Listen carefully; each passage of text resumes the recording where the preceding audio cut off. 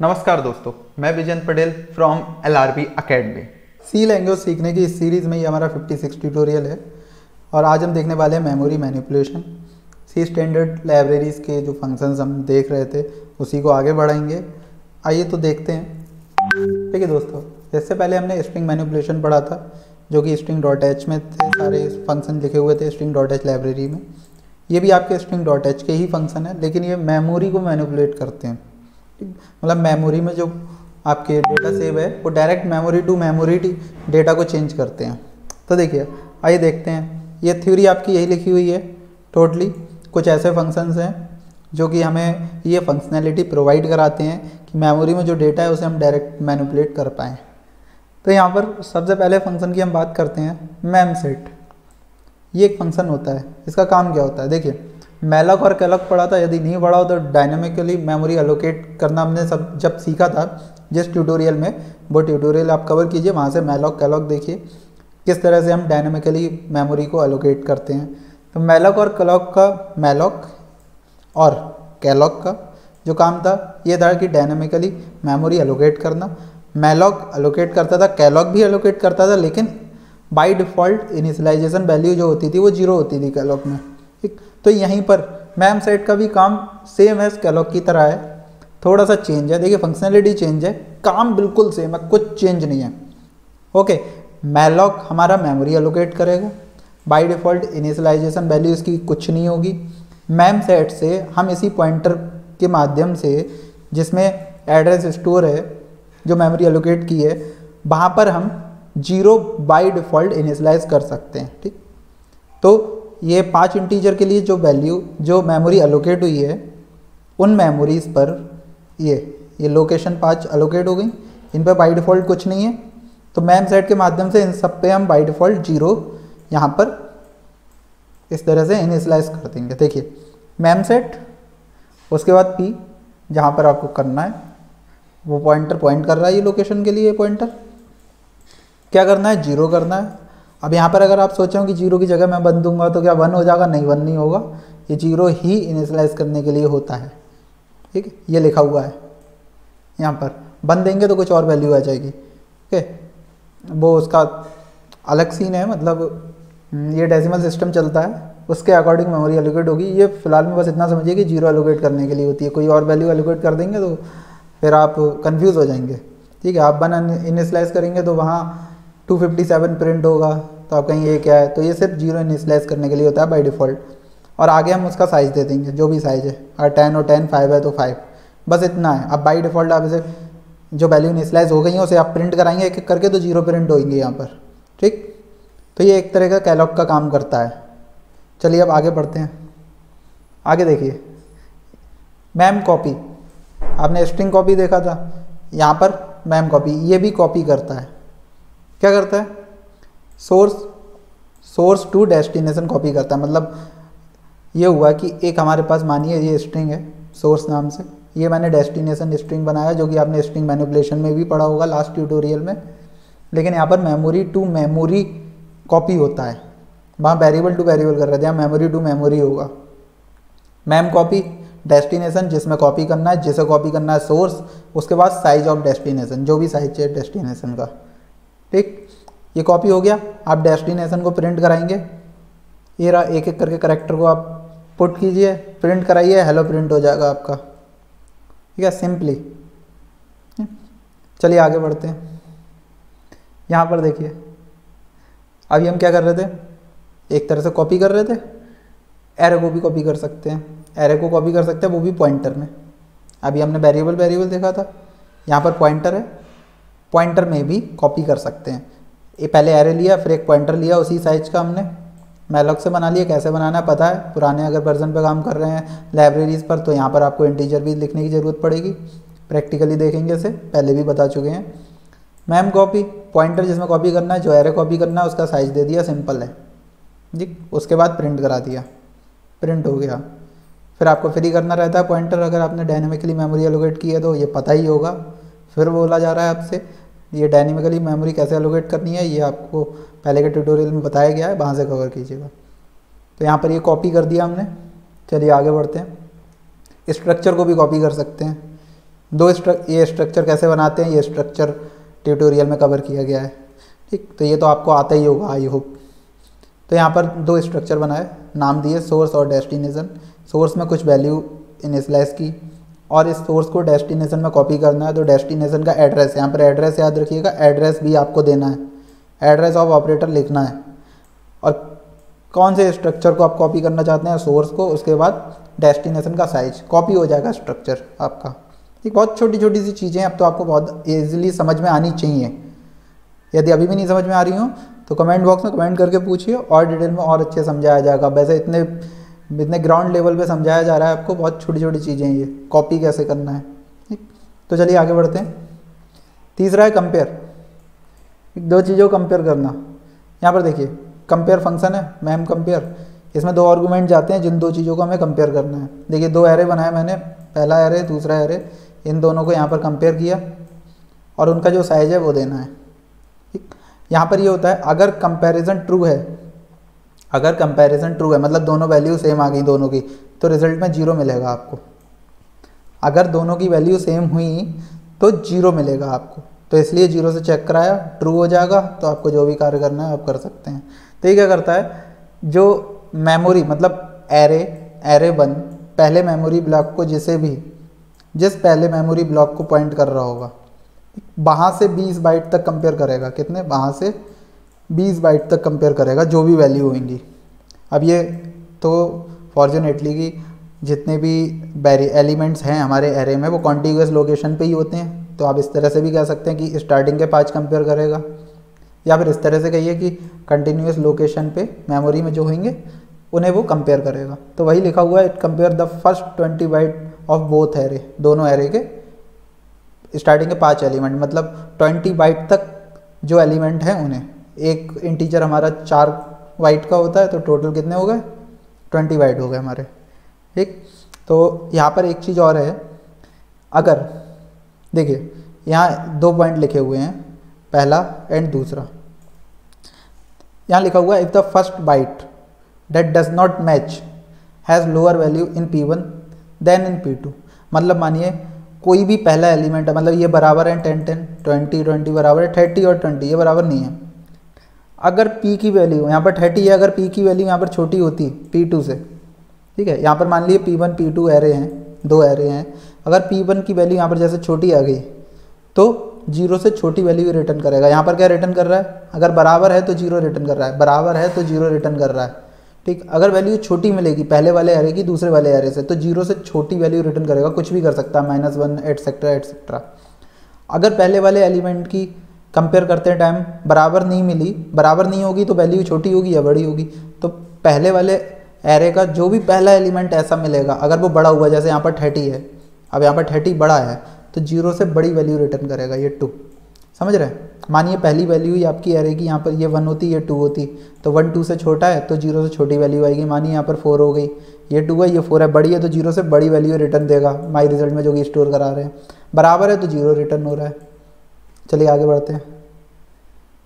अब ये देखिए यहाँ पर मैमकेयर फंक्शन का काम होता है करैक्टर को सर्च करना स्ट्रिंग में। ये हमारी एक स्ट्रिंग है सिंपल, ठीक, ये मैमकेयर हमने फंक्शन लिखा। देखिए किस स्ट्रिंग में सर्च करना है, कौन सा करैक्टर सर्च करना है, उसके बाद स्ट्रिंग की लेंथ देनी है जिसमें हमें सर्च करना है। ठीक है, पुराना लाइब्रेरी यूज़ कर रहे हैं स्टैंडर्ड, तो आपको ये भी लिखने की आवश्यकता पड़ेगी इसमें। Got it.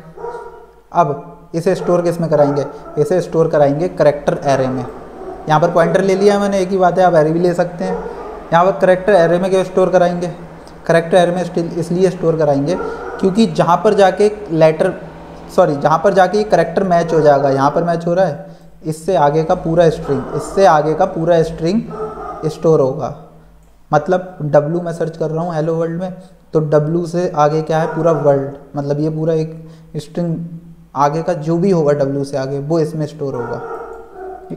तो बाय डिफ़ॉल्ट तो नल होता है, लेकिन अगर नल नहीं है, कोई वैल्यू अगर मैच हो गई तो आप जब इसे प्रिंट कराएंगे तो यहाँ पर वर्ल्ड प्रिंट होगा, P फॉन्ट में वर्ल्ड मिलेगा आपको इस तरह से सिंपली। ओके, तो चलिए आप चलते हैं अपने टर्मिनल की ओर, प्रैक्टिकली करके देखते हैं। तो दोस्तों ये हमारा टर्मिनल ओपन हो चुका है, तो हम एक एक करके फंक्शंस को देखने वाले हैं जो कि स्ट्रिंग लाइब्रेरीज में हैं। तो आइए पहले से इंक्लूड कर लेते हैं स्ट्रिंग लाइब्रेरी को, स्ट्रिंग डॉट एच। देखिए जितने भी फंक्शन थे सब इसमें है या नहीं है चेक करते हैं। क्या था, मैम सेट 0 सेट करने के लिए बाय डिफ़ॉल्ट, इनिशियलाइज करने के लिए। तीसरा था मैम कॉपी, ये CPY ये मिलेगा। तो इस तरह से सारे फंक्शन आप सर्च कर सकते हैं, इसी में है। Got it. चलिए अब इन पे एक एक करके वर्क करके देखते हैं। तो बाय डिफ़ॉल्ट 0 इनिशियलाइज करना है, तो उसके लिए हमें क्या करना होगा, मैलॉक फंक्शन से पहले एलोकेट करनी होगी मेमोरी। मैलॉक किस में होता है, मैलॉक होता है आपको बताया होगा, जल्दी बताइए, stdlib.h। गुड। तो यहाँ पर एक मुझे इंटीजर का एक मैंने पॉइंटर टैब ले लिया और इसमें वैल्यू असाइन करने के लिए टर्बो C++ यूज़ कर रहा हूँ, तो यहाँ पर मुझे देना पड़ेगा इंटीजर टैब।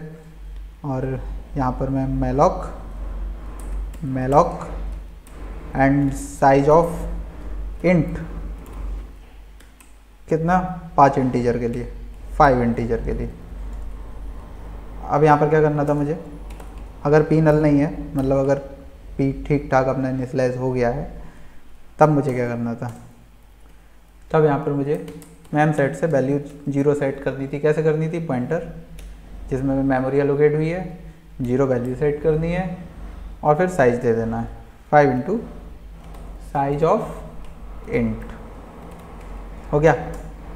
अब यहाँ पर देखना है कि सेट हो गई है नहीं हो गई है, फ्री भी कर देना है हमें, फ्री भी कर दिया। अब यहाँ पर प्रिंट करा कर देखते हैं वैल्यू कि 0 हुई है या नहीं हुई है। 2 वैल्यू प्रिंट करा के देख लेते हैं रैंडमली, कोई सी भी पी से 1 और 2, 2 वैल्यू। चलिए रन करा कर देखें इसे, चलिए देखते हैं। ये देखिए 0 0 प्रिंट हो रहा है, मतलब 0 वैल्यू इनिशियलाइज हो गई है यहाँ पर। ठीक, तो जैसे कि कैलॉग में करते हैं, इससे भी हम 0 वैल्यू इनिशियलाइज कर सकते हैं बाय डिफ़ॉल्ट, या फिर आपने यूज़ किया उसके बाद सबकी वैल्यू आपको 0 करनी है, आवश्यकता पड़ती है, काफ़ी क्वेश्चन में पड़ेगी, तो इस तरह से आप 0 इनिशियलाइज कर सकते हैं। तो अब इसे हटाते हैं, अब चलते हैं दूसरे कॉपी करने की तरफ कि कॉपी कैसे करना है। उसके लिए हमें 2 कैरेक्टर एरे चाहिए होंगे। पहले एरे का नाम रख देता हूँ मैं C1, और क्या करना है, कॉपी करना है एक से दूसरे में। तो यहाँ पर मैं रख देता हूँ इसे LRB अकेडमी, और दूसरा रख देता हूँ कैरेक्टर एरे डेस्टिनेशन करके। यहाँ पर इसे कुछ यहाँ पर साइज दे देता हूँ, इसका 11 है तो 12 साइज रख देता हूँ मैं। उसके बाद करना है, इसे कॉपी करना है। कॉपी करने का फंक्शन क्या रहता है, मैम CPY मैम कॉपी। किसे करना है, डेस्टिनेशन में करना है पहले, तो डेस्टिनेशन में करना है। ठीक, किसे करना है, C1 को कॉपी करना है।